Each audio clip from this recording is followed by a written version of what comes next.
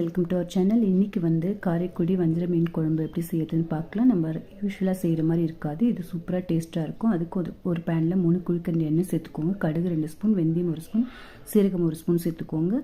3 வெங்காயம் வந்து அரைச்சி சேர்த்துக்கோங்க. கருவேப்பிலை சேர்த்துக்கோங்க. உப்பு மஞ்சத்தூள் சேர்த்து நல்லா வதக்கிக்கோங்க. தக்காளி 4 தக்காளி பழுத்தது, அதையும் வந்து அரைச்சி பியூரியாக சேர்த்துக்கோங்க. இஞ்சி பூண்டு பேஸ்ட்டு 1.5 ஸ்பூன் சேர்த்துக்கோங்க. சேர்த்து நல்லா வதக்கிக்கோங்க.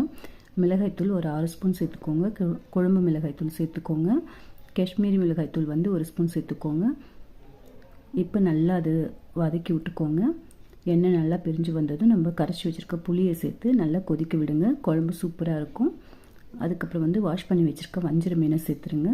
சேர்த்துட்டு 2 கொதி விட்டு இறக்கிடுங்க. சூப்பரான காரைக்குடி வஞ்சிர மீன் குழம்பு சூப்பராக இருக்கும். நீங்களும் செஞ்சு பாருங்கள். செஞ்சு பார்த்துட்டு எப்படின்னு சொல்லுங்கள். இந்த வீடியோ உங்களுக்கு பிடிச்சிருந்ததுன்னா என்னோடய சேனலை சப்ஸ்கிரைப் பண்ணிக்கோங்க. நெக்ஸ்ட் வீடியோவில் பார்க்கலாம். தேங்க்யூ.